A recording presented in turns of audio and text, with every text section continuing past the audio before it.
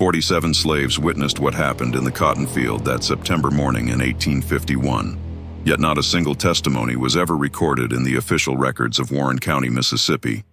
What they saw beneath the merciless sun would be whispered about in slave quarters for generations, passed down in coded spirituals and hushed warnings, always ending the same way, with a white man's blood soaking into Mississippi soil and an albino field hand who simply vanished. The plantation ledgers show the death as accidental exsanguination. But the county coroner's notes, sealed for 73 years, tell a different story entirely. Local historians have tried to explain away the contradictions in the evidence, the impossible timeline of events, and the strange marks found carved into the cotton gin that morning. But something far darker than simple murder happened on the Rutledge plantation.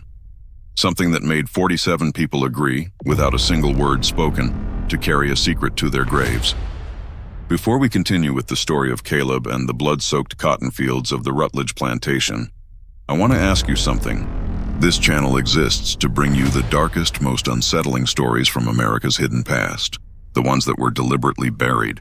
The ones that challenge everything we think we know about history. If stories like this fascinate you, if you want to hear more about the secrets that were never meant to be told, hit that subscribe button right now. And I'm curious, where are you listening from? Drop your state or city in the comments below. Let's see how many of you are brave enough to admit you're listening to this alone at night. Now, what really happened on that plantation involves careful planning, forbidden knowledge from the Caribbean, and a form of revenge so methodical and calculated that it would take modern forensics decades to even understand how it was accomplished. The thing about Mississippi in 1851 is that everyone kept records. Plantation owners documented everything with meticulous precision. Every bale of cotton, every slave purchased, every bushel of corn harvested. It was a society built on ledgers and manifests, on the cold arithmetic of human suffering translated into profit margins, which makes what happened at the Rutledge plantation even more disturbing. Because for 3 weeks in September of that year, the records simply stopped. No cotton weights, no discipline logs, no morning roll calls. Just blank pages where there should have been careful accounting, as if someone had deliberately erased those weeks from history. The Rutledge plantation sprawled across 1,100 acres of prime Delta bottomland, situated 7 miles southeast of Vicksburg, where the Yazoo River bends like a broken spine. The soil there was so dark and rich, it looked nearly black when wet. The kind of earth that could grow cotton tall as a man's shoulder. Cypress trees lined the river, their knees jutting from the water like ancient sentinels, and in the humid stillness of late summer, the air hung thick enough to chew. Nathaniel Rutledge had inherited the property from his father in 1847. Along with 63 slaves and a reputation for brutal efficiency, he was a lean man with pale eyes that seemed to look through people rather than at them. And he ran his plantation with the cold calculation of someone who viewed human beings as nothing more than machinery that occasionally required maintenance. The slaves on the Rutledge place worked longer hours than most in Warren County, and the overseer, a thick-necked Georgian named Virgil Pence, enforced discipline with a braided leather whip that he had named Salvation. The plantation house stood on a slight rise overlooking the fields, a 2-story structure with white columns and a wraparound porch where Rutledge would sit in the evenings, drinking bourbon and watching the sun set over the cotton that would make him wealthy. His wife had died in childbirth 3 years prior, and their son, a pale, sickly boy named Thomas, was being raised by a house slave named Patience, who had lost her own child the same week Rutledge's wife had passed. Among the 63 souls who labored in those fields, there was one who stood apart in a way that made even the other slaves uncomfortable. His name in the ledgers was simply Caleb, acquired from a bankrupt planter in Natchez in the summer of 1848 for the unusually low price of $300. The reason for the discount was immediately apparent. Caleb was an albino, his skin as pale as any white man's, his hair the color of cotton lint, his eyes a startling pink that seemed to glow in certain lights. He was 24 years old, tall and powerfully built, but that white skin marked him as other, as wrong, as something that existed between worlds. In the slave quarters, they called him Ghost because of his appearance, and because he moved with an eerie silence, appearing and disappearing without sound. Some said his mother had been cursed. Others claimed he was touched by spirits. But the truth, as several of the older slaves knew, was more practical and more terrifying. Caleb's mother had been a healer in Haiti before she was captured and brought to Louisiana. She had taught her son everything she knew about plants, about poisons, about the human body, and how it could be manipulated through careful application of knowledge that white doctors dismissed as superstition. Caleb himself rarely spoke. He worked the fields with methodical intensity, never complaining, never slowing, his strange eyes fixed on some distant point that only he could see. The other slaves gave him wide berth, not because they feared him exactly, but because they recognized something in him that made them deeply uncomfortable, a patience that seemed infinite, a stillness that suggested thoughts moving beneath the surface like currents in deep water. The summer of 1851 had been particularly brutal. The heat pressed down like a physical weight, and the humidity was so thick that clothes never fully dried. By August, 3 slaves had collapsed from heat exhaustion, and one, an older man named Marcus, had died face down in the cotton rows, his fingers still gripping the half-filled sack he had been dragging behind him. Rutledge had the body removed before sunset and docked each slave's rations by a quarter, claiming Marcus's death had cost him valuable working hours during peak harvest season. It was in this atmosphere of exhausted desperation that people began noticing changes in their environment. Though at the time no one connected these changes to Caleb.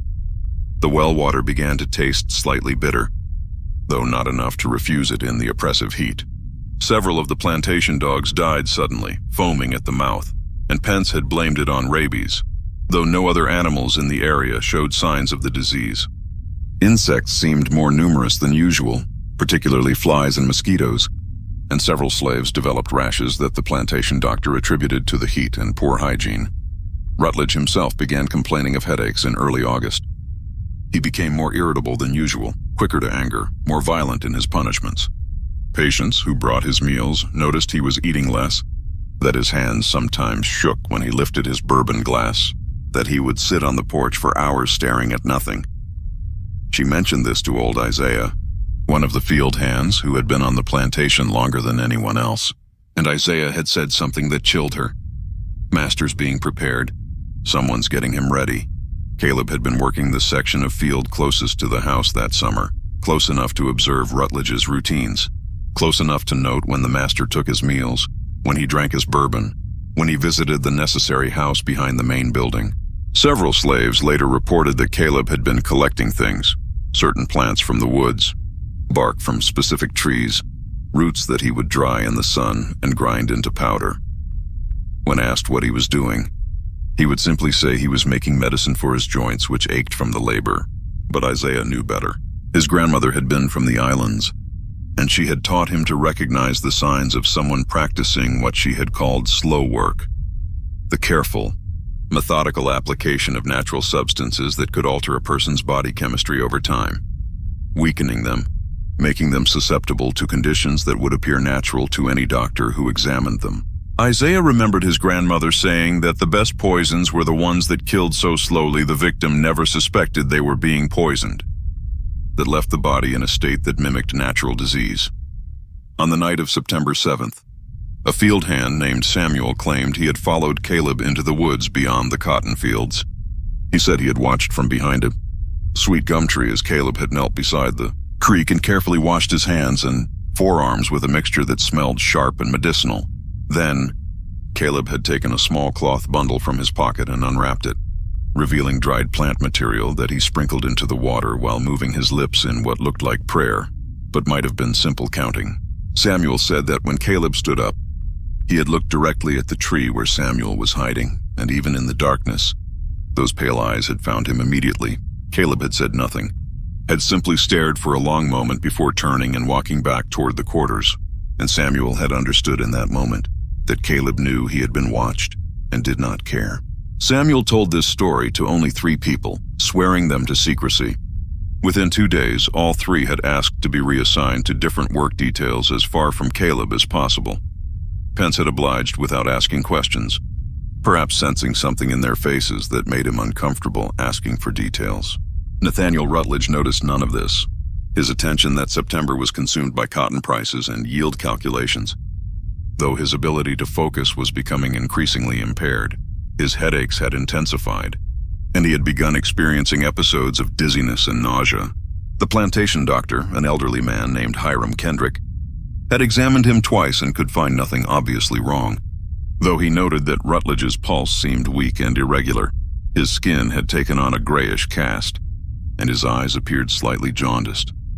Dr. Kendrick prescribed rest and a reduction in bourbon consumption, advice that Rutledge ignored. What the doctor did not know, what no one knew except Caleb, was that for 3 months, small amounts of carefully prepared plant extracts had been finding their way into Rutledge's food and drink. Not enough to cause immediate illness, but enough to gradually weaken his cardiovascular system, to make his blood vessels more fragile, to alter his blood chemistry in ways that would become catastrophic under the right conditions. Caleb had learned from his mother that the human body could be manipulated like any other system, that with patience and knowledge, a person could be reduced to a state where a final trigger would cause complete systemic collapse. The plants Caleb used were not exotic or rare. Pokeweed root, which grew abundantly in Mississippi, and which in small doses could cause internal bleeding. White snake root, which affected blood coagulation. Foxglove leaves, which disrupted heart rhythm. Water hemlock root, which in minute quantities could damage blood vessels. Each substance was carefully measured, carefully timed, carefully administered through patients who brought Rutledge's meals, and who had lost her own child to the master's cruelty, and who asked no questions when Caleb gave her tiny vials of clear liquid to add to the bourbon decanter. By early September, Rutledge's body was a biological time bomb. His cardiovascular system so compromised that any significant stress could trigger catastrophic failure. All that was needed was the right moment, the right trigger. On September 14th, a Saturday, Rutledge made a decision that would seal his fate.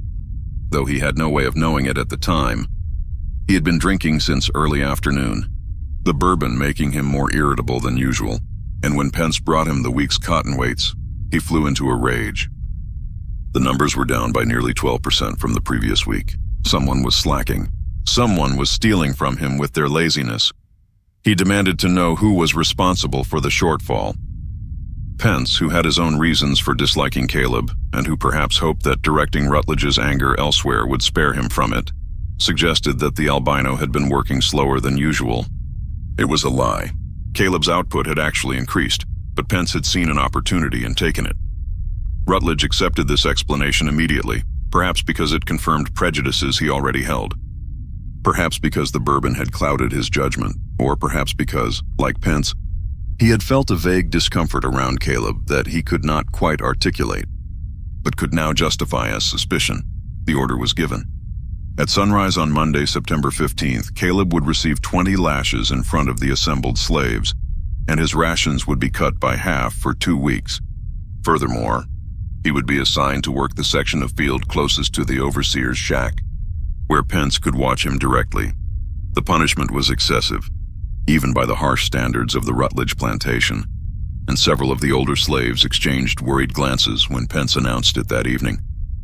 They had seen the way Caleb had been moving through the summer, the careful attention he had paid to everything around him, and they recognized the signs of someone preparing for something. That night, no one slept well in the slave quarters. The air felt charged, heavy with something more than humidity. Dogs in the surrounding farms barked continuously from midnight until dawn, though this was likely due to a pack of wild hogs moving through the area. Several people later reported hearing sounds they could not identify, though in the darkness and exhaustion, human perception is notoriously unreliable. Patience woke 3 times from nightmares she could not remember, each time with her heart racing and sweat soaking her thin blanket. Caleb spent that night in his shack at the edge of the quarters, preparing the final element of his plan. From the rafters, he retrieved a small leather pouch that contained a powder he had been preparing for, weeks concentrated mixture of plants that, when inhaled or absorbed through mucous membranes, would cause rapid vasodilation and catastrophic blood pressure collapse. The powder was extremely fine, almost like dust, and could be easily concealed and deployed. His mother had taught him how to make it, had warned him it was dangerous even to handle, had told him it should only be used as a last resort because once deployed, the results were irreversible and unmistakable to anyone who knew what to look for. He also prepared a small glass vial containing a clear liquid, another extract. This one designed to be applied to skin, where it would be absorbed transdermally and cause immediate cardiovascular crisis in someone whose system had already been compromised.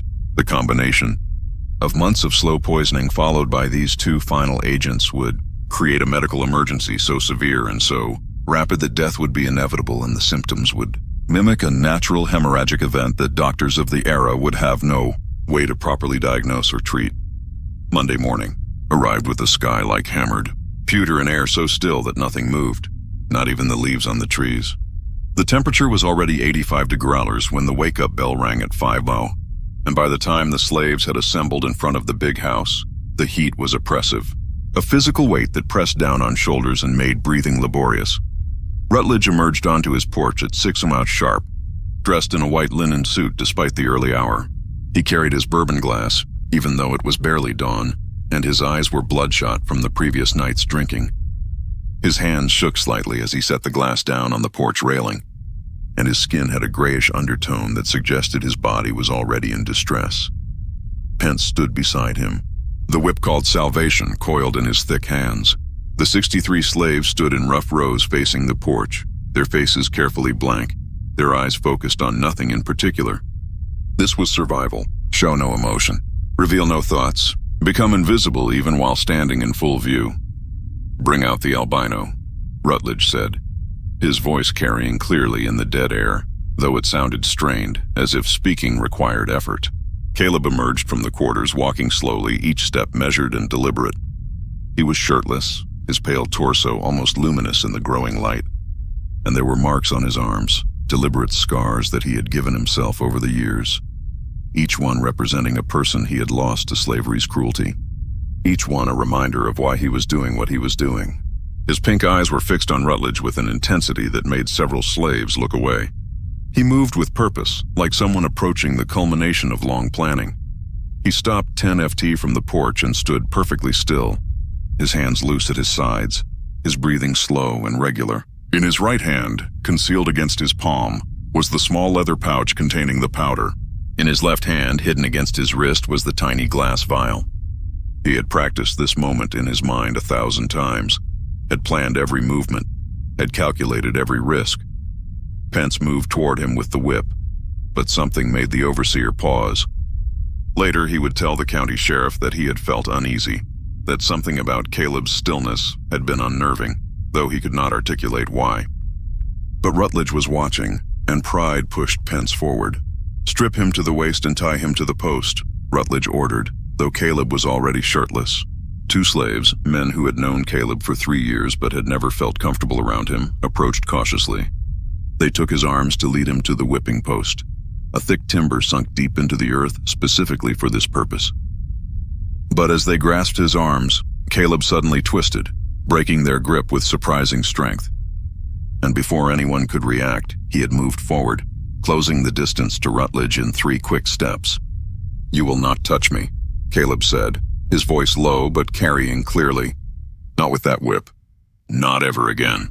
Rutledge's face went pale, then flushed red with rage. He descended the porch steps, moving toward Caleb with his fists clenched, his judgment impaired by bourbon and mounting fury.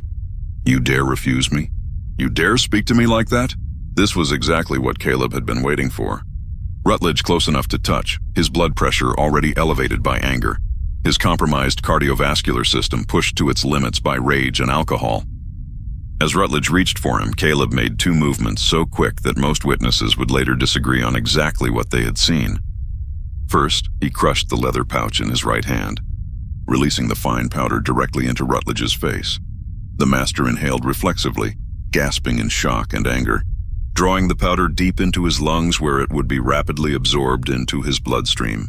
Second, as Rutledge staggered back, coughing and sputtering, Caleb's left hand shot out and made contact with Rutledge's chest just above his heart. The touch lasted less than a second, but it was long enough for the liquid from the broken vial, which Caleb had crushed against his own palm, to transfer to Rutledge's skin through his thin linen shirt. The effect was not instantaneous, but it was rapid. The powder inhaled into Rutledge's lungs caused immediate severe vasodilation, dropping his blood pressure catastrophically. The liquid absorbed through his chest caused his already compromised heart to begin beating irregularly, too fast and then too slow, unable to maintain adequate circulation. And his blood vessels, weakened by months of slow poisoning, began to rupture internally. Rutledge froze. His hands went to his chest, clutching at the place where Caleb had touched him. His eyes widened with confusion and the first edge of terror. And then, with everyone watching, a red stain began to spread across the white linen of his shirt, directly where Caleb had touched him. But there was no external wound. What was happening was internal hemorrhaging so severe that blood was being forced through the pores of his skin, through his sweat glands, seeping out through intact skin in a way that would have been medically impossible, without the specific combination of substances Caleb had administered over months. Blood began running from Rutledge's nose, from his ears, from the corners of his eyes. His mouth filled with blood as internal bleeding in his lungs made him cough up dark, thick streams of it. Rutledge staggered backward, his hands clutching at his chest, his eyes wide with confusion and dawning horror. He tried to speak, but blood came from his mouth instead of words, thick and dark, running over his chin and down his neck. He looked at Caleb with an expression that mixed incomprehension with terror, and Caleb looked back with eyes that held something that might have been satisfaction, might have been vindication, might have been simple acknowledgement that a long-planned action had finally been executed. "Walk to the field," Caleb said quietly, his voice steady. "Walk to the center of your cotton, where you have built your wealth on our bodies. Walk there and know what you have done." And remarkably, impossibly, Rutledge turned and began walking toward the cotton fields. Medical science would later suggest that he was in shock, that his brain was starved of oxygen, that he was acting on some final autonomic impulse. But in that moment, it looked as if he was obeying Caleb's command, as if the albino slave had somehow taken control of the dying man's final moments.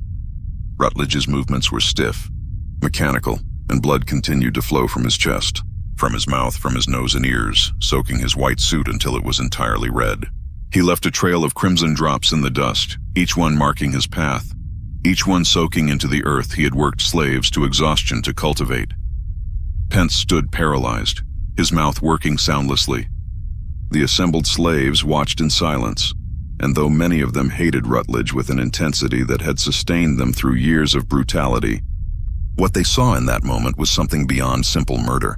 It was execution, methodical and planned, carried out by someone who had spent months preparing, who had used knowledge most of them did not possess, who had turned the master's own body into a weapon against itself. Rutledge reached the edge of the cotton field and pushed between the rows, the tall plants swallowing him from view. But the slaves could track his progress by the swaying of the cotton tops, by the wet sounds that carried across the still morning air, by the crows that suddenly erupted from the field in a black cloud, calling their alarm to the indifferent sky. Caleb stood motionless, watching Rutledge disappear into the cotton. His hands hung at his sides, stained red from the broken vial and from where Rutledge's blood had splattered onto him. His breathing was even, controlled, and his face showed no emotion at all.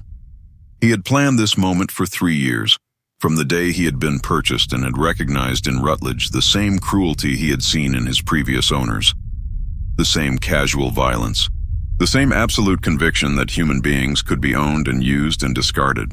10 minutes passed, 15. The sun cleared the horizon, turning the sky from gray to pale blue, and the heat built with an intensity that felt personal, vindictive. No one moved. No one spoke. They waited, though for what none of them could have said with certainty. They were waiting to see if Rutledge would emerge from the field. They were waiting to see what Caleb would do next. They were waiting for reality to reassert itself and make sense of what they had witnessed. Finally, the swaying cotton fell still. The wet sounds ceased. A silence descended that felt absolute, as if the world had stopped breathing. Caleb turned to face the assembled slaves. He looked at each of them in turn, his pale eyes moving from face to face, and then he spoke clearly enough for everyone to hear. He died from his own cruelty, from years of bad living, bad drinking, bad choices. His body gave out because he drove it as hard as he drove us. The doctor will find nothing that points to anything except natural causes. A hemorrhagic event, a stroke, a heart failure, something his body was always going to do eventually. I simply made sure it happened today, in front of all of you, so you would know that monsters are not invincible. They are just men, and men can die. Then Caleb walked to the quarters, gathered his few possessions, and disappeared into the woods before Pence recovered enough presence of mind to try to stop him. By the time the overseer organized any response, Caleb was gone, and he would never be found despite extensive searches. The immediate aftermath was chaos constrained by terror. Pence, who had finally regained the ability to move, wanted to run into the field immediately to check on Rutledge. But something, call it instinct, call it the primal part of the brain that recognizes danger before conscious thought can process it, kept him rooted to the spot for several more minutes. When he finally forced himself to move, he grabbed 3 slaves he considered reliable, men who had been on the plantation for years, who had never caused trouble, and ordered them at gunpoint to accompany him into the field. They followed the trail of blood drops that Rutledge had left, the crimson spots already turning brown in the sun, each one marking his path like some terrible breadcrumb trail. The cotton plants were taller than usual that year, nearly 7 feet high, and moving between the rows felt like walking through a maze. The leaves brushed against their skin with a sound like whispering, and flies had begun to gather, their buzzing growing louder as the group pushed deeper into the field. They found Rutledge in a clearing at the center of the field, in a spot where the cotton had been planted in a circular pattern around a space perhaps 10 feet in diameter. He was lying on his back, his arms spread wide, his legs straight. His white suit was now entirely red, soaked through with blood, and more blood had pooled beneath him, soaking into the earth in a dark stain that would remain visible for weeks. But it was his face that made 2 of the 3 slaves turn and run immediately, leaving Pence and the remaining man, an older slave named Isaiah, staring down in horror. Rutledge's skin was paper white, so pale it was nearly translucent, drained of blood to a degree that seemed impossible. His eyes were open, staring upward at the sky, but they were filmed over and colorless. His mouth hung slack and his tongue looked bleached. Every visible inch of skin was covered in tiny red dots, petechiae, where capillaries had ruptured and bled beneath the surface. Blood had dried in streams from his nose, his ears, the corners of his eyes, his mouth. But despite the obvious horror of his death, despite what must have been agonizing as his blood vessels ruptured throughout his body, Rutledge's face showed neither pain nor fear. Instead, he looked almost peaceful, almost relaxed, and this was perhaps the most disturbing detail of all. The expression suggested that in his final moments, his brain starved of oxygen and flooded with endorphins. He had experienced something like relief, like release, as if death had been a mercy compared to whatever terror had gripped him in those final minutes of consciousness. Isaiah, who had seen more death in his 60 years than any man should, took one look at that expression and said a single word: poison. Pence asked what he meant, and Isaiah shook his head. Not regular poison that kills you quick. Something slow, something careful. This took planning. This took knowledge. That ghost knew what he was doing. He has been preparing Master Rutledge for this moment for months, and none of us saw it. An examination by Dr. Hiram Kendrick later that afternoon would confirm Isaiah's suspicions, though the doctor would never speak of it publicly. Kendrick was old enough and experienced enough to recognize the signs of systematic poisoning when he saw them. Rutledge's liver was enlarged and showed signs of toxic damage. His kidneys were inflamed. His cardiovascular system showed evidence of chronic stress and damage to blood vessel walls. The massive hemorrhaging that had killed him was not spontaneous. It was the final result of months of careful preparation, the culmination of a plan that had weakened every system in Rutledge's body until a final trigger could cause complete collapse. Dr. Kendrick found traces of plant material in Rutledge's lungs, a fine powder that he could not identify, but which had clearly been inhaled shortly before death. He found chemical burns on Rutledge's chest where some caustic substance had been absorbed through the skin. He estimated that Rutledge had lost nearly 5 quarts of blood, most of it internally, and that the hemorrhaging had occurred through thousands of ruptured capillaries throughout his entire body. A medical event so catastrophic that Kendrick had never seen anything like it in 40 years of practice. This was murder, Kendrick wrote in his preliminary notes, which he carefully sealed and hid. Sophisticated, calculated, and executed with knowledge that rivals or exceeds my own medical training. The perpetrator understood human physiology, understood pharmacology, understood exactly how to weaken a human body over time, and then deliver a final blow that would cause system-wide failure. This was not the work of an ignorant field hand. This was the work of someone with extensive training in the use of natural, substances as weapons. But Dr. Kendrick also understood the implications of making such a statement publicly. To admit that a slave had possessed the knowledge and skill to commit such a sophisticated murder would be to admit that slaves were not the ignorant, childlike beings that white society insisted they were. It would be to acknowledge that knowledge could be preserved and passed down even under the brutal conditions of slavery. That resistance could take forms far more sophisticated than simple rebellion or escape. And it would open questions about how many other deaths attributed to natural causes might actually have been carefully planned executions. So, Dr. Kendrick wrote a second report, the official one that would go into the public record. In this version, he attributed Rutledge's death to spontaneous hemorrhagic fever, possibly related to chronic alcohol consumption and a congenital weakness in the blood vessel walls. He made no mention of poisoning. He made no mention of the powder in the lungs or the chemical burns on the chest. He created a narrative that would allow society to avoid uncomfortable truths. The county sheriff, Silas Hardwick, arrived at 4 that afternoon. He was a practical man with 30 years of experience in law enforcement, and he approached the scene with the systematic thoroughness that had made him respected throughout Warren County. He interviewed Pence first, then several of the house slaves, carefully noting each statement, but the stories he heard were contradictory and confusing. Some slaves said Caleb had attacked Rutledge. Others said Rutledge had approached Caleb in anger. Some claimed Caleb had thrown something in Rutledge's face. Others said he had simply touched him. No one could agree on exactly what had happened in those crucial seconds. When Sheriff Hardwick went to the slave quarters to examine Caleb's shack, he found it empty of anything useful. Caleb's few possessions, a blanket, a tin cup, a spare shirt, were still there, but there was no evidence of the preparations he must have made. No vials of powder or liquid, no dried plants or roots, no tools or implements. Either Caleb had taken everything with him, or he had destroyed it before leaving, or perhaps it had never existed in a form that would be recognizable as evidence. Hardwick organized a search party immediately. 20 men with dogs combed the plantation and the surrounding woods, looking for any trace of the missing slave. The dogs picked up his scent easily enough and followed it to the edge of the Yazoo River at a muddy bank where a single set of footprints led into the water and disappeared. The men searched both banks for miles in each direction but found nothing. No footprints emerging, no signs of a body in the water, nothing. Either he drowned, Sheriff Hardwick said, or he crossed the river and kept moving fast enough that the dogs lost his scent on the other side. They dragged the river for 3 days, more out of thoroughness than any real expectation of finding anything. They never found a body, which was not particularly surprising. The Yazoo River was deep and had strong currents in places, and bodies caught in submerged debris might never surface. But several members of the search party privately believed that Caleb had not drowned, that he had crossed the river and was already miles away, moving north toward free territory with the same careful planning he had used to kill Rutledge. The inquest into Nathaniel Rutledge's death was held on September 20th, 5 days after his death. The courthouse in Vicksburg was packed with curious onlookers, and the testimony lasted 8 hours.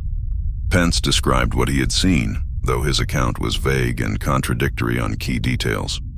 Dr. Kendrick testified about his findings, carefully presenting the official narrative of natural causes. Several slaves were called to testify, though under Mississippi law, their testimony was given less weight than that of white witnesses, and their accounts were largely dismissed as confused and unreliable. The verdict was recorded as death by spontaneous hemorrhagic event, natural causes. A reward of $500 was posted for Caleb's capture, dead or alive, not for murder, but for being a fugitive slave who had fled his legal owner's property. Sheriff Hardwick sent descriptions to every county in Mississippi and to law enforcement in neighboring states. Newspapers published accounts of the albino fugitive and warned citizens to be on the lookout for a dangerous runaway. But the people who had been there, who had seen what actually happened, knew the truth. In the slave quarters, they spoke in whispers about what Caleb had done, about the patience and knowledge it must have taken, about the months of careful preparation. Some said his mother had taught him secrets from Haiti, bold knowledge about plants and poisons that white doctors did not understand. Others claimed he had learned from other slaves who had been healers in Africa before they were captured. A few insisted he had taught himself, had experimented and studied and learned through careful observation over years of slavery. Patients who had unwittingly helped Caleb by adding the substances to Rutledge's food and drink told the others something that chilled them. 3 days before it happened, Caleb came to me with a small vial.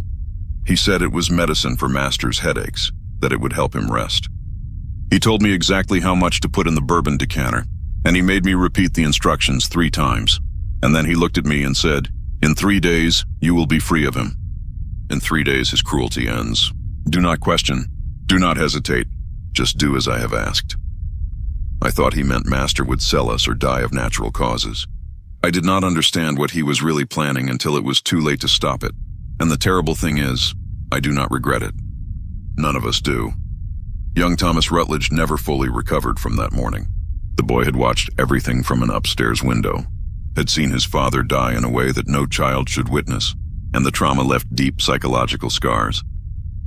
He stopped speaking for nearly a year, and when he finally began talking again, he would sometimes wake screaming from nightmares about the white ghost who made father bleed. Doctors examined him and found nothing physically wrong. But the boy had retreated into some interior space where normal childhood could not reach him. He would live another 43 years, cared for by various relatives, never marrying, never working, spending his days staring out windows and sometimes pointing at nothing visible, muttering words that no one could quite make out. The plantation was sold at auction 6 months later. The slaves were distributed among several buyers, deliberately separated to prevent them from discussing what they had witnessed.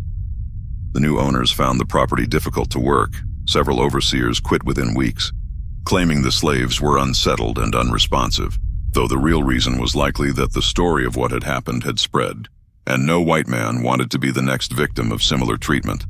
The cotton field where Rutledge had died was plowed under and replanted, but the soil in that central circle where his body had lain never produced healthy plants again.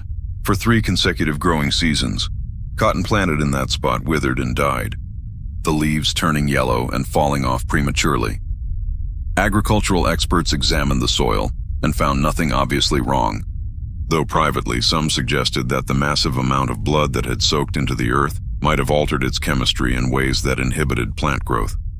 By 1854, the new owner had abandoned the property entirely, and the fields returned to wilderness. The story might have ended there, fading into local legend, except for what emerged years later through the testimonies of people who had been there, and who, after emancipation, felt free to speak more openly about what they had witnessed and understood. In 1874, 23 years after Rutledge's death, Isaiah Carmichael, the same Isaiah who had gone into the field with Pence that terrible morning, was dying of pneumonia in a freedmen's hospital in Memphis. He had spent the years after emancipation working as a carpenter, living quietly, raising a family. But on his deathbed, with his grown children gathered around him, he suddenly began speaking about September 15, 1851, providing details he had kept silent about for more than 2 decades. What Isaiah revealed was recorded by a hospital chaplain named Reverend Marcus Sullivan, who had made a practice of documenting the last testimonies of formerly enslaved people, believing their stories deserved to be preserved. Sullivan's notebooks, discovered in a church archive in 1947, contained 17 pages devoted to Isaiah's confession. According to Isaiah, the events of that morning did not begin with the confrontation between Caleb and Rutledge. They began 3 months earlier. In June of 1851, when Caleb had asked Isaiah to help him with something. Isaiah had been reluctant. Like everyone else, he had felt uncomfortable around the albino. But Caleb had offered him extra food from his own rations, and Isaiah's children were hungry, so he had agreed. Caleb had led him into the woods at midnight on the night of the summer solstice, though the significance of that particular night was likely more psychological than practical. Caleb understood that creating an atmosphere of ritual and secrecy would ensure Isaiah's silence. There, in a clearing beside the creek, Isaiah had watched as Caleb had shown him various plants growing wild in the Mississippi woods. He knew every plant by name, Isaiah said on his deathbed, his voice barely above a whisper. Not the names white folks used, but old names. Names from the islands and from Africa. He showed me pokeweed and told me how the root could be dried and ground into powder that would cause bleeding inside the body if taken in small amounts over time. He showed me white snake root and explained how it poisoned the milk of cows that ate it, and how that same poison could be extracted and used to thin a man's blood until it would not clot properly. He showed me foxglove and described how it could make a heartbeat irregular, could weaken it over months until it was ready to fail. He showed me water hemlock and demonstrated how to prepare the root so it would damage blood vessels without killing immediately. Isaiah said that Caleb had been collecting these plants since his arrival at the plantation 3 years earlier, learning the landscape, identifying the species he needed, waiting for the right opportunity. He told me he had done this before, Isaiah said. He told me his mother had taught him because she knew that as an albino he would always be treated worse than other slaves, would always be considered strange and threatening, would always be the first one blamed when things went wrong. She taught him how to protect himself, how to strike back when necessary, how to use knowledge as a weapon when physical strength was not enough. Over the next 3 months, Isaiah said, Caleb had prepared his substances carefully. He had dried and ground the plant materials, had tested them on rats and stray dogs to determine proper dosages, had created mixtures that would be tasteless and colorless when added to food or drink. He had convinced patients to help him by telling her that the substances were medicine that would make Rutledge less cruel, would calm his rages, would make life easier for all of them. Patients had believed him because she wanted to believe him, because the alternative was to continue living under Rutledge's brutal authority. Caleb told me the key was patience, Isaiah said, his breathing growing more labored. He said most poisons kill too quickly, make it obvious that murder has occurred. But if you weaken a man slowly over months, making him sick in ways that look like natural illness, then when the final moment comes, when you deliver the substance that causes his weakened body to collapse entirely, it looks like he simply died of bad health. He told me he had learned this watching white doctors, watching how they treated diseases, understanding that the human body was just a system like any other system, and systems could be manipulated if you understood their mechanisms. The final substances that Caleb had used on the morning of September 15th had been the culmination of months of preparation. The powder he had thrown in Rutledge's face was a concentrated mixture designed to be inhaled, to enter the bloodstream through the lungs and cause rapid vasodilation, the sudden expansion of blood vessels that would drop blood pressure catastrophically in someone whose cardiovascular system had already been compromised.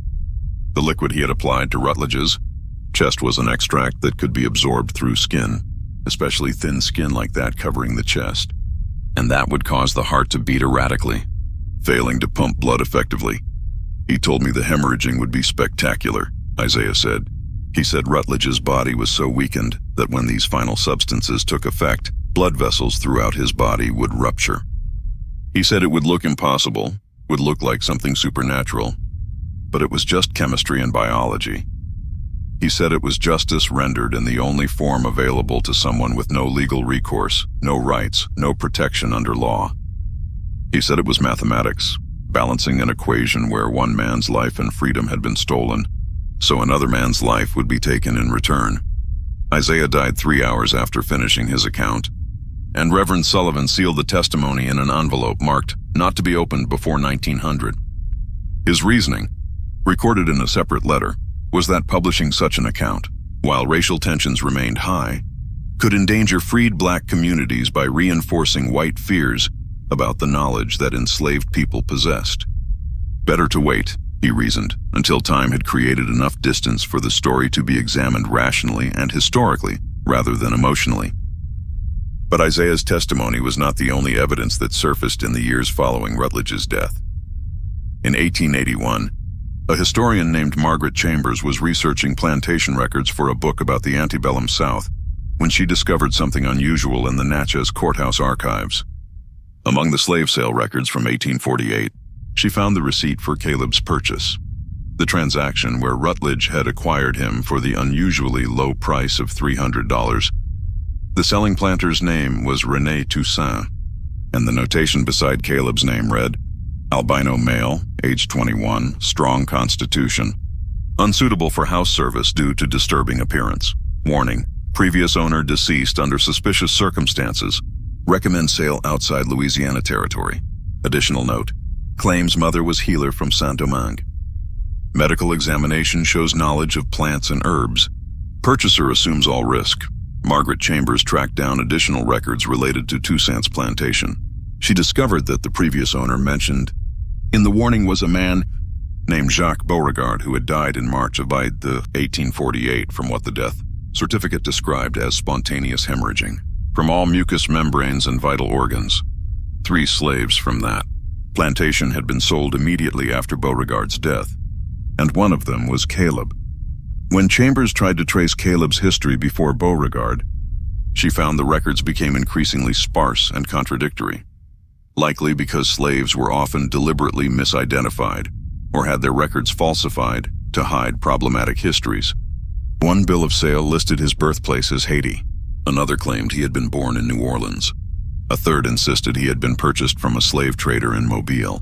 The conflicting information made it impossible to construct a coherent timeline, and Chambers began to suspect the records had been deliberately obscured by slave traders who knew they were dealing with a dangerous individual, but wanted to make sales anyway.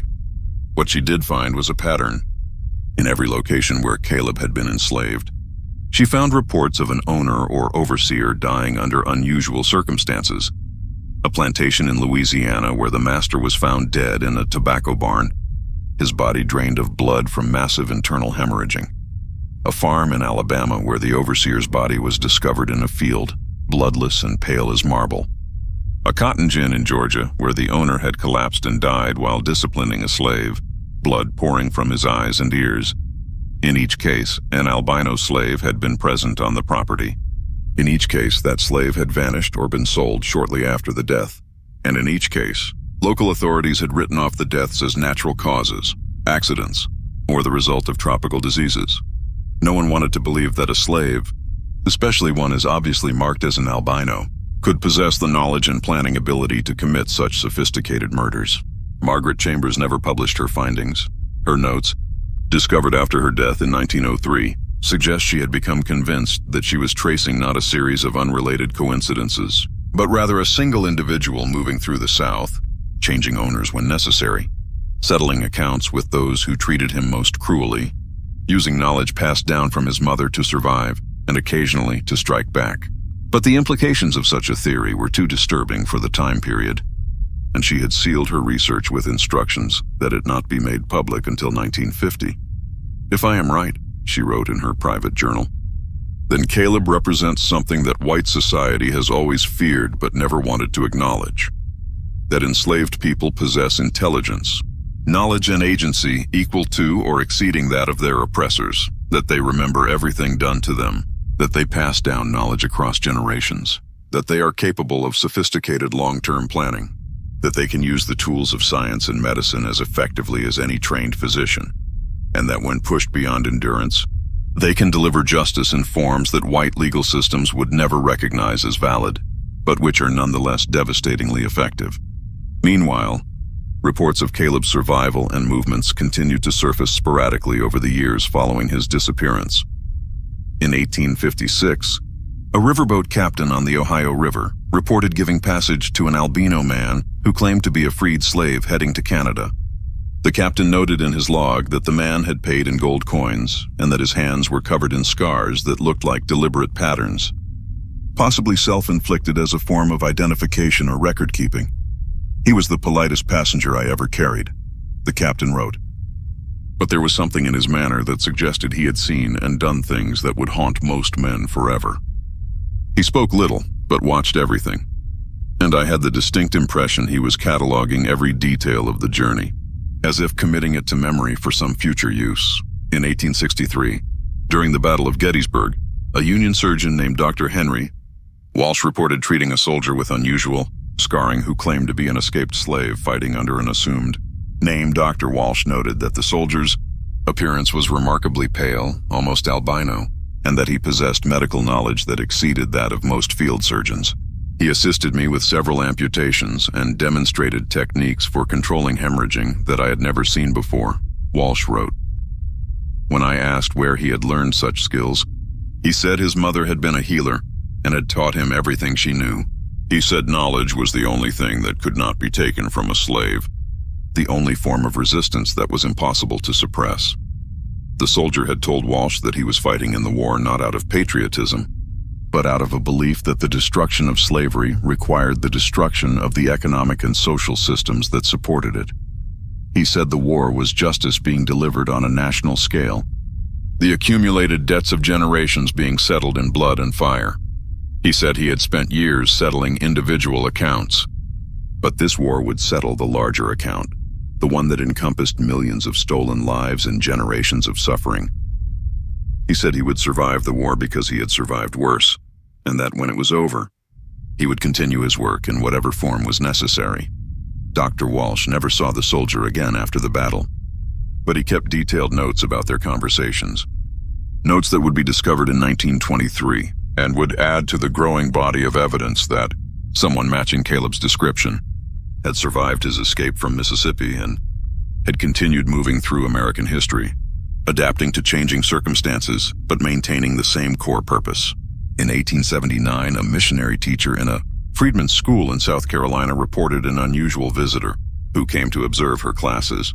She described him in a letter to her sponsors as a remarkably pale Negro, man with white hair and pink eyes, who claimed to have been born in slavery, but who possessed education that rivaled or exceeded my own. The teacher, Sarah Grimke, wrote that the visitor had donated a substantial sum of money to the school, more than $200 in gold, and had told her something she found both inspiring and unsettling. He said, "Education was the key to ensuring that the crimes of slavery would never be forgotten or repeated," Grimke wrote. He said that every child who learned to read and write was a witness who could testify to history, who could preserve memory across generations, who could ensure that truth would eventually prevail over the lies that had sustained slavery. But he also said something darker. He said that some debts could never be fully repaid, that some crimes were so great that justice could only be approximated, never achieved. He said he had spent his life trying to balance accounts that were fundamentally unbalanceable, and that the frustration of that impossible task was its own form of torture. I asked him why he continued if he believed the task was impossible. And he looked at me with eyes that seemed far older than his apparent age and said, "Because someone must. Because memory must be honored. Because the dead deserve to have their suffering acknowledged, even if it cannot be undone." These scattered reports, collected by various researchers over the decades, never amounted to definitive proof that a single individual had survived from 1848 through Asentin and beyond. They could be explained as different people with similar appearances and similar backgrounds. But taken together, they suggested something else. That Caleb had indeed escaped successfully, had made his way north, had survived the Civil War, and had continued living with the knowledge of what he had done and what had been done to him. The most disturbing evidence emerged in 1911, 60 years after Rutledge's death, when the Yazoo River flooded catastrophically, submerging large portions of Warren County beneath 15 feet of muddy water. When the waters receded 3 weeks later, the landscape had been fundamentally altered. The river had jumped its banks and carved a new channel, exposing sections of bottomland that had been underwater or buried in silt for decades. Among the debris and mud left behind, workers cleaning up near the site of the old Rutledge plantation made a discovery that would restart the investigation into events from 60 years earlier.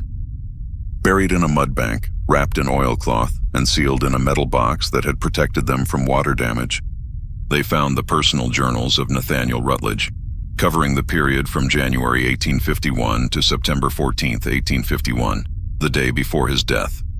The journals were turned over to the County Historical Society, where they sat for 3 years before anyone read them carefully. When they were finally examined by a local historian named Thomas Everett in 1914, they revealed details that fundamentally changed the understanding of what had happened in September 1851. According to his journal entries, Rutledge had been aware that something was wrong with his health. Starting in late June 1851, he described experiencing persistent headaches, episodes of dizziness, and unusual fatigue. He had consulted Dr. Kendrick multiple times, but the doctor had found nothing obviously wrong and had attributed the symptoms to stress and excessive drinking. Rutledge had initially accepted this diagnosis, but as the weeks progressed and his symptoms intensified, he had begun to suspect something else was happening. "I am beginning to fear that I have been poisoned," Rutledge wrote on August 15th, My symptoms do not match any natural illness I have experienced or read about. The headaches come and go without pattern. My vision blurs unexpectedly. I feel weakness in my limbs that has no obvious cause, and most disturbing, I have noticed small spots of blood appearing on my pillow in the mornings, as if I am bleeding from my nose or mouth during sleep. Though I never feel it happening, Dr. Kendrick dismisses my concerns and suggests I'm imagining things, but I know my own body, and something is systematically wrong with it. The journal entries from late August and early September showed Rutledge's suspicions crystallizing into certainty. He began noting everything he ate and drank, trying to identify a pattern. He began suspecting various slaves of tampering with his food, but his focus kept returning to one individual, though he seemed reluctant to name him directly in the journals. "The albino watches me," Rutledge wrote on September 3rd. "I see him in the fields, and his eyes follow me as I ride past. There is something in that gaze that unsettles me profoundly. Not hatred, which I could understand and respond to with punishment. Not fear, which would be appropriate and satisfying, but rather a kind of patient calculation, as if he is measuring me for something, as if he is waiting for a specific moment that only he can recognize. I have considered selling him, but the financial loss would be significant, and I would have to explain why I am selling a strong worker in the middle of harvest season. What would I say? That I fear him? That his stare makes me uncomfortable? I would be mocked." The entries from September 10th through September 14th showed Rutledge's physical and mental state deteriorating rapidly.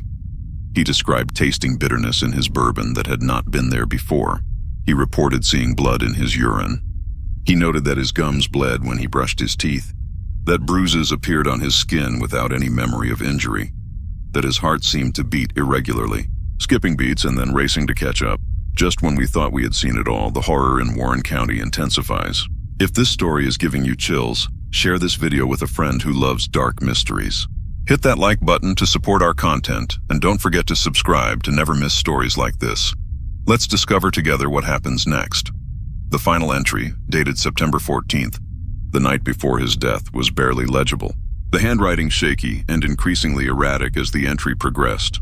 I know now what is happening to me. I consulted a medical text that Dr. Kendrick left behind after his last visit, and I have identified my symptoms as consistent with systematic poisoning by plant-based substances. The specific combination suggests someone with sophisticated knowledge of pharmacology, far beyond what any slave should possess. But I remember now that when I purchased the albino from Toussaint, the seller warned me that the slave's mother had been some kind of healer or medicine woman from Haiti. I dismissed this as superstitious nonsense, but now I understand it was a warning I should have heeded. The albino has been poisoning me for months, carefully and methodically, weakening my body in preparation for some final action. I can see it clearly now, though the realization comes too late to save me. He has been using patience to deliver the substances in my food and drink, the innocent girl not understanding that she is an instrument of murder. He has been patient in ways I cannot fathom, waiting months to achieve his goal, displaying a capacity for long-term planning that contradicts everything I have been taught about the mental capabilities of his race. I could report my suspicions to Sheriff Hardwick, but what proof do I have? A feeling of being watched, vague suspicions about an albino slave. The sheriff would think me paranoid or drunk. I could free all my slaves and flee, could abandon this plantation and start over somewhere else. But my pride will not allow it. I have built this place with my own hands, have created wealth from nothing, and I will not be driven from it by a slave, no matter how clever or dangerous.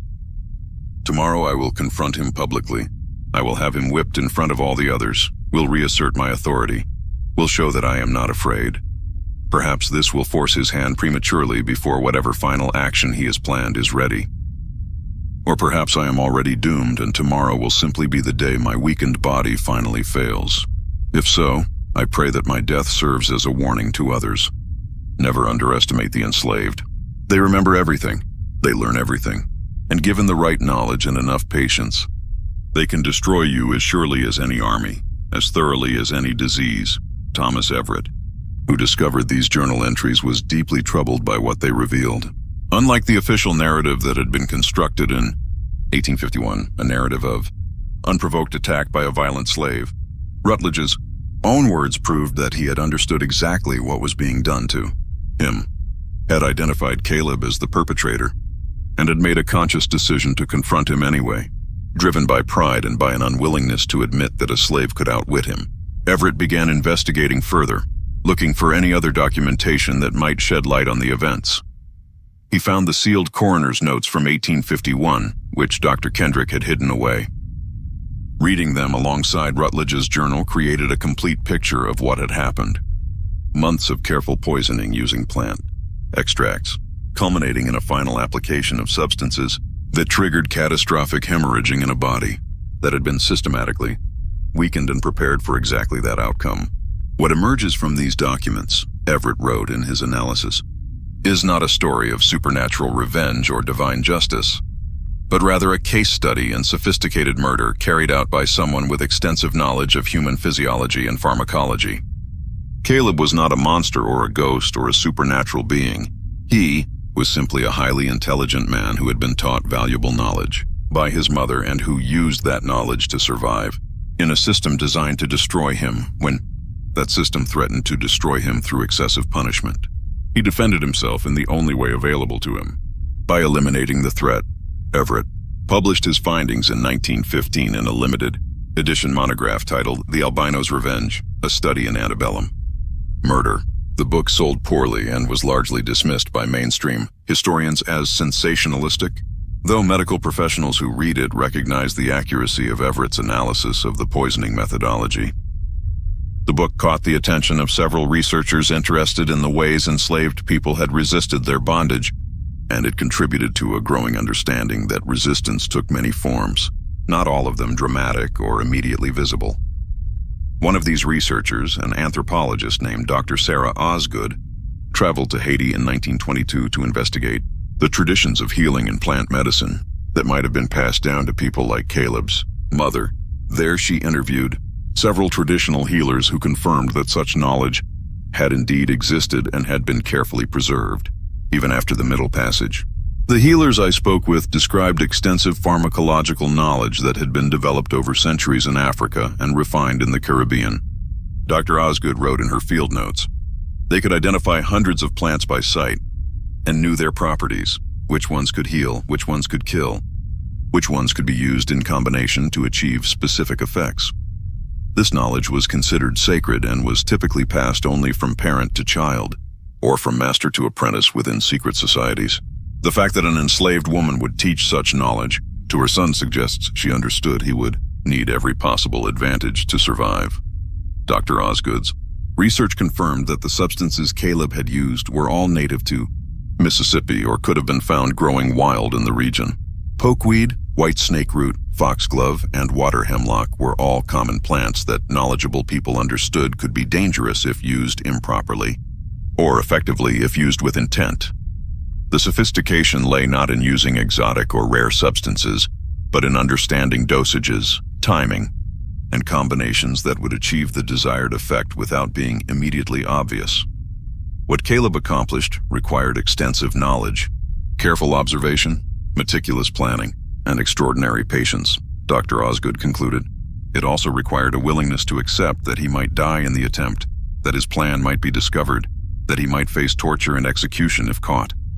The fact that he succeeded, that he escaped, and that he apparently survived for decades afterwards suggests a level of intelligence, courage, and determination that should force us to reconsider every assumption we have made about the capabilities and agency of enslaved people. The final piece of the puzzle emerged in the most unexpected way, through a source that initially seemed questionable, but which ultimately provided crucial confirmation of the entire narrative. In 1947, 96 years after Rutledge's death, a package arrived at the Warren County Historical Society, postmarked from Toronto, Canada. It had been mailed anonymously and contained a handwritten letter along with a small leather-bound journal. The letter was brief and written in careful, educated handwriting. I am sending you the personal journal of a man who called himself Caleb, though that was not his birth name. I found this journal among my grandfather's possessions after his death last year. My grandfather was a conductor on the Underground Railroad and helped many escaped slaves reach Canada in the years before and during the Civil War. Caleb was one of those he helped, and they remained friends until my grandfather's death in 1893. Caleb gave him this journal shortly before Caleb's own death in 1895, asking that it be preserved and eventually made public once enough time had passed that the truth could be told without endangering anyone. I believe enough time has now passed. The people described in these pages are long dead. The system they represented has been destroyed, but the story deserves to be known, both as a testament to one man's resistance and as a warning about what human beings become capable of when pushed to extremes. The journal itself was remarkable. Written in a neat, precise hand, it covered Caleb's life from approximately 1845 through 1893, though it was not a daily diary, but rather a series of reflective entries written at various points over nearly 50 years. The entries were not dated precisely, but were marked by location and by significant events. The earliest entries described Caleb's childhood in Haiti, where his mother, a woman of mixed African and European ancestry who had been born free but was later enslaved during political upheavals, had taught him everything she knew about healing and about plants. She had taught him to read and write in secret using a Bible she had hidden. She had taught him about the human body, about how it functioned and how it could malfunction. And she had taught him something else, something that would shape the rest of his life. My mother told me that knowledge was power, Caleb wrote in one of the earliest entries. But that for someone like me, marked by my white skin as different, treated with suspicion and fear by both blacks and whites, knowledge had to be hidden, knowledge applied carefully and sparingly. She said I would never be able to live as a normal man, would never be fully accepted by any community, would always be seen as strange and threatening. Therefore, I had to make my strangeness my strength. I had to become someone who understood more than others, who could see patterns they could not see, who could plan further ahead than they could imagine. She said I would have to be patient beyond normal human patience, and that I would have to accept loneliness as the price of survival. The journal described Caleb's mother's death when he was 17, killed by an overseer who had tried to force himself on her and whom she had poisoned in self-defense. Caleb had been sold shortly afterward, beginning a series of transactions that would take him from Haiti to Louisiana to Alabama to Mississippi. A progression marked by violence and by Caleb's growing willingness to use his knowledge as a weapon when circumstances became intolerable. I did not want to become what I have become. Caleb wrote in an entry from approximately 1849, I wanted to live quietly, to work, to perhaps earn enough to purchase my freedom someday. But I learned that quietness is interpreted as weakness, that submission invites escalating cruelty, that the only thing that makes a master hesitate is fear. Not obvious fear that would invite immediate retaliation, but subtle fear, the uneasy sense that something is not quite right, that pushing too far might have consequences that cannot be predicted or controlled. I learned to cultivate that subtle fear. I learned to be present without being visible, to watch without being seen, to make small changes that accumulated over time into significant effects. And I learned that when necessary, when a master became too dangerous to be merely feared, he could be eliminated in ways that looked natural and inevitable. And the journal described Rutledge's death in detail, confirming everything that Isaiah and the other witnesses had suspected and that Rutledge's own journal had suggested. Caleb had indeed spent months poisoning his master using plant extracts carefully administered through patients, whom he had manipulated with promises that the substances would make Rutledge less cruel. The final confrontation had been planned to the smallest detail, timed to occur when Rutledge's body was weakened enough that the final substances would cause immediate and catastrophic failure. I knew Rutledge would eventually decide to punish me, Caleb wrote. His type always does. They cannot tolerate the presence of someone they cannot understand or fully control. I made sure his suspicions focused on me at the right time. When my preparations were complete, when his body was ready to collapse, I wanted him to come to me, to initiate the confrontation, so that what followed would appear to be self-defense or at least provoked by his own actions. And I wanted witnesses, so that what I had done would be remembered, so that other enslaved people would know that resistance was possible, even for those who lacked physical strength or opportunities for escape. The journal described Caleb's escape from Mississippi, traveling at night. moving through swamps and forests, eventually making contact with Underground Railroad conductors who helped him reach free territory. He had arrived in Canada in late 1851 and had spent the next several years working odd jobs, learning more, reading everything he could find about medicine and chemistry and biology, transforming himself from someone who used folk knowledge instinctively into someone who understood the scientific principles behind that knowledge. I educated myself, Caleb wrote, not out of love of learning for its own sake, but out of a need to understand what I had done and what I was capable of doing. I needed to know whether I had killed Rutledge through some supernatural power, as some of the other slaves seemed to believe, or through simple application of natural substances that any trained person could use. The answer, I discovered, was the latter. There was nothing supernatural about what I had done. It was chemistry and biology and careful timing, but that knowledge did not comfort me. If anything, it made what I had done more disturbing, because it meant I had become what I had always feared becoming. Someone for whom killing was not a desperate last resort, but rather a technical problem to be solved through planning and knowledge. The journal entries from the 1860s described Caleb's service in the Civil War, fighting under an assumed name, using his medical knowledge to save lives on the battlefield, all while struggling with the contradiction of using skills he had developed to kill his oppressor to now save the lives of soldiers fighting to end oppression. He had been wounded twice, both times recovering faster than doctors expected, and he had mustered out in 1865 with an honorable discharge and a small pension. The later entries from the 1870s through the early 1890s described a life of quiet anonymity in Canada, working as an herbalist and occasionally as an informal medical consultant, never advertising his services, but developing a reputation among certain communities as someone who understood illness and healing in ways that conventional doctors did not. He had never married, had formed few close friendships, and had spent much of his time alone, reading, thinking, and trying to come to terms with what he had done and what it had cost him. I survived, Caleb wrote in one of the final entries, dated approximately 1893, when he would have been in his 60s. I lived longer than most enslaved people, longer than most free people, certainly longer than Rutledge or any of the other masters I killed. But I cannot say I truly lived in any meaningful sense. I became a ghost long before I was called that name. I hollowed myself out to survive, removed everything soft and vulnerable, transformed myself into an instrument of resistance and revenge, and when the need for that instrument passed, when slavery ended and the system that created me was destroyed, I found I did not know how to be human again. I had forgotten how to feel joy, how to trust, how to hope for anything except survival. The price of my resistance was my humanity, and I do not know if that was a fair trade or simply the only trade available to me. The journal ended with a reflection that was both chilling and profoundly sad. I am dying now. Slowly but inevitably, my body finally failing after years of abuse and stress. I have no regrets about what I did, but I have no satisfaction either. I killed several men who deserved to die, but their death did not end slavery or heal the damage it caused. I survived when millions did not, but my survival came at a cost that I'm only now beginning to fully understand. If there is a lesson in my story, it is this: oppression creates monsters on both sides. Rutledge was a monster made by a system that told him he had the right to own human beings.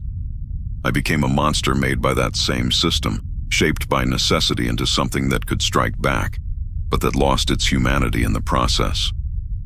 The true tragedy is not that either of us died, but that the system that created us both continued for so long, creating so many monsters, destroying so many lives. I pray that future generations will learn from this history, will understand that systems of oppression corrupt everyone they touch, and will choose to build something better. The Historical Society initially debated whether to make Caleb's journal public.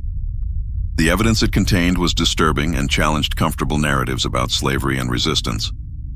But ultimately they decided that the truth, however uncomfortable, deserved to be preserved and shared. The journal was published in 1950, with extensive annotations and historical context provided by a team of historians. It caused considerable controversy, with some scholars praising it as an invaluable primary source that provided unique insight into enslaved people's strategies of resistance, while others questioned its authenticity or argued that it presented an overly sympathetic portrait of a murderer. But forensic analysis of the paper and ink confirmed that the journal had indeed been written over a period of decades in the mid to late 19th century handwriting. Analysis matched samples from other documents that could be reliably attributed to the same individual. And most convincingly, the journal contained details about the Rutledge plantation, about Vicksburg in the 1850s, and about specific events that could only have been known by someone who was actually present. Medical historians who examined the journal were particularly impressed by the level of pharmacological knowledge it demonstrated. Dr. Elizabeth Hartwell, writing in the Journal of Medical History in 1952, noted that the methodologies described in Caleb's journal align perfectly with what we now understand about the toxic properties of the plants he mentioned. His descriptions of dosages, timing, and combinations show sophisticated understanding of pharmacokinetics, how substances are absorbed, distributed, metabolized, and excreted by the human body. This was not folk medicine or superstition. This was applied science carried out by someone with limited formal education, but exceptional observational skills and analytical intelligence. The publication of the journal also prompted several descendants of enslaved people to come forward with family stories that had been passed down through generations. One woman, Marie Dawson, whose great-great-grandmother had been enslaved on a plantation adjacent to the Rutledge property, shared a story that her ancestor had told about the white ghost who made masters afraid. My great-great-grandmother said that after what happened to Mr. Rutledge, the other plantation owners in the area became much more careful, Marie said in an interview recorded in 1951. They stopped the worst beatings. They improved the food a little. They became suspicious of their drinks and their meals. Some of them hired food tasters like kings in old stories, using other slaves to test everything before they ate it themselves. The fear spread beyond just that one plantation. The idea that a slave could kill a master without leaving evidence, could use knowledge as a weapon, could plan months in advance, and execute a perfect murder. That idea terrified them. And that fear, my great-great-grandmother said, was worth almost as much as freedom. Not quite, but almost. Because for a little while they remembered that we were human beings, capable of thought and planning and resistance, not just property to be used however they wanted. Other testimonies collected in the 1950s and 1960s suggested that Caleb's story, or at least versions of it, had spread through enslaved communities across the South, becoming a legend that inspired both hope and caution. Hope because it demonstrated that resistance was possible even under the most oppressive conditions. Caution because the story also illustrated the terrible personal cost of such resistance, the way it transformed a person into something cold and calculating, something that could no longer fully participate in normal human community. Forensic investigators in the 1960s, using newly developed techniques, examined soil samples that had been preserved from the site where Rutledge's body had been found. They confirmed the presence of unusually high concentrations of certain alkaloids and plant compounds that matched the substances Caleb had described using. The concentration was particularly high in the central area where the blood had pooled, and chemical analysis suggested these compounds had indeed come from the plants Caleb had mentioned: pokeweed, white snake root, foxglove, and water hemlock. What we're looking at here is essentially a 19th century poisoning that can now be confirmed using 20th century forensic science, wrote Dr. James Patterson in a 1967 article in Toxicology Today. The methodologies described in Caleb's journal are scientifically sound. The substances he used would indeed have produced the effects he described. The timeline he outlined, months of gradual poisoning followed by a final catastrophic dose, aligns perfectly with what we understand about cumulative toxicity and cardiovascular collapse. This was not luck or coincidence. This was deliberate, knowledgeable, and expertly executed. The last confirmed reference to Caleb appeared in Canadian census records from 1891, where a man matching his description, described as Albino Negro, age approximately 64, occupation herbalist, unmarried, no children, was listed as living alone in a rural area outside Toronto. The 1901 census showed no such person at that address or anywhere in the surrounding region, suggesting that Caleb had died sometime in the 1890s. As his journal indicated, several researchers attempted to locate his grave, but found no burial records under the name Caleb or under any of the various aliases that he was known to have used. He had apparently died as he had lived for most of his adult life, anonymously, leaving minimal trace, existing at the margins of official record-keeping. The only permanent record of his existence was his journal, the testimony of those who had known him, and the carefully documented death of Nathaniel Rutledge on September 15, 1851. In 1998, the Warren County Historical Society erected a small marker near the site where the Rutledge plantation had once stood. The marker does not mention Caleb by name or describe the specific circumstances of Rutledge's death, but it acknowledges the complexity of the historical record. On this land stood the Rutledge plantation, site of one of the most controversial incidents in Warren County history. In September 1851, plantation owner Nathaniel Rutledge died under circumstances that remain disputed. Official records attributed his death to natural causes. Other accounts suggest he was killed by an enslaved person using sophisticated knowledge of plant toxins. Whatever the truth, this incident serves as a reminder that the history of slavery is not simple. That resistance took many forms and that enslaved people possessed intelligence, knowledge, and agency that the system of slavery attempted but failed to completely suppress. We remember all who lived and died here, both the oppressor and the oppressed. As we work to ensure that such systems of human exploitation are never permitted to exist again, the marker sparked protests from some local residents who felt it was inappropriate to commemorate what they considered a murder, while others praised it for acknowledging historical complexity. The debate continued in local newspapers for months, with historians, civil rights activists, and descendants of both enslaved people and slave owners offering competing interpretations of what the incident meant and how it should be remembered. But perhaps the most telling commentary came from Dr. Angela Freeman, an African-American historian who had studied Caleb's case extensively. In a 2003 article titled "The Ethics of Resistance Reconsidering Violence in the Context of Slavery," she wrote, "We are uncomfortable with Caleb because his story forces us to confront questions we would prefer to avoid. Was he justified in killing Rutledge? By modern legal standards, no. He committed premeditated murder.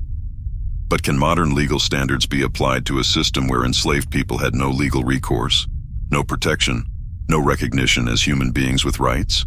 Where violence against them was not only legal but socially acceptable?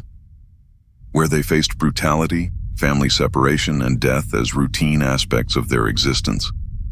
Caleb chose violence, but he chose it carefully, methodically, and after exhausting all other options. He did not kill randomly or out of passion. He targeted specific individuals who had treated him with exceptional cruelty and who represented the most brutal aspects of the slave system.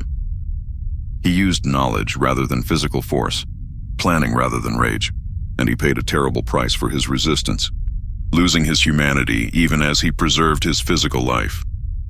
The real question is not whether we approve of what Caleb did, but rather what his story reveals about the nature of oppression and resistance. Systems of oppression create situations where violence becomes one of the few available forms of agency for the oppressed. They transform human beings into weapons against their oppressors, and they create moral complexities that cannot be resolved by simple condemnation or simple approval. Caleb was neither hero nor villain. He was a human being pushed beyond normal human limits who responded with intelligence, courage, and ruthlessness in equal measure. His story should disturb us. It should make us uncomfortable, and it should make us determined to build societies where such desperate measures are never necessary, where all people have access to legal justice, where knowledge is used for healing rather than for killing, and where no human being is ever pushed so far beyond endurance that they must hollow themselves out to survive. This mystery shows us that the deepest horrors of history are not supernatural, but human. Systems that dehumanize, that push people to extremes, that force them to choose between submission and transformation into something they never wanted to become. It shows us that resistance can take forms we never imagined, carried out by people we might not recognize as heroes, using methods that make us profoundly uncomfortable. And it shows us that the legacies of such systems echo forward through generations, creating moral complexities that cannot be easily resolved or forgotten. What do you think of this story? Do you believe Caleb was justified in what he did? Or do you think his actions crossed a moral line that should never be crossed regardless of circumstances? Was he a freedom fighter using the only weapons available to him? Or a murderer who allowed himself to become as monstrous as his oppressor? Do such impossible moral situations still exist in our world today, where people face choices between submission to cruelty and resistance through violence? Leave your comment below. If you enjoyed this tale and want more horror stories like this, subscribe, hit the notification bell, and share with someone who loves mysteries. See you in the next video. The cotton fields where Nathaniel Rutledge died have long since returned to wilderness, reclaimed by the same nature that provided Caleb with the tools of his resistance. The Yazoo River still flows past the site, carrying water that has witnessed more history than any living person can remember. And somewhere in the soil of that place, molecules that were once part of Nathaniel Rutledge's blood have been absorbed into plants, into trees, into the continuing cycle of life and death and transformation. The people who witnessed that September morning in 1851 are all long dead, but their descendants still live in Mississippi and across the country, carrying forward stories that were whispered in slave quarters and passed down through generations. And in those stories, Caleb remains not as a ghost or a supernatural being, but as something perhaps more unsettling. A real person who possessed real knowledge, who made real choices, and who demonstrated that even in the most oppressive circumstances, human beings retain the capacity for agency, for planning, for resistance, and for actions that permanently alter the course of individual lives and collective history. His story reminds us that the people we have been taught to see as helpless victims were often anything but helpless. They were thinking, planning, resisting in ways both obvious and subtle, using whatever tools and knowledge they possessed to survive and occasionally to strike back. They were, in other words, fully human, capable of extraordinary courage, extraordinary intelligence, extraordinary patience, and yes, when pushed far enough, extraordinary violence. And that perhaps is the most disturbing lesson of all, that the system of slavery did not just victimize those it enslaved, but transformed some of them into people capable of calculated, methodical killing. That oppression creates its own resistance, and that resistance sometimes takes forms that we can understand but cannot fully approve, that we can document but cannot comfortably celebrate, that we must remember but cannot easily incorporate into simple narratives of good versus evil. Caleb lived and Caleb killed and Caleb died. These are the facts that can be documented through journals and testimonies and forensic evidence. Everything else, whether he was justified, whether his actions were heroic or horrific, whether his story should inspire or warn, remains forever open to interpretation, forever contested, forever forcing us to confront questions about violence and resistance and the terrible choices that oppression imposes on those who refuse to submit to it. The white ghost of Warren County was never a ghost at all.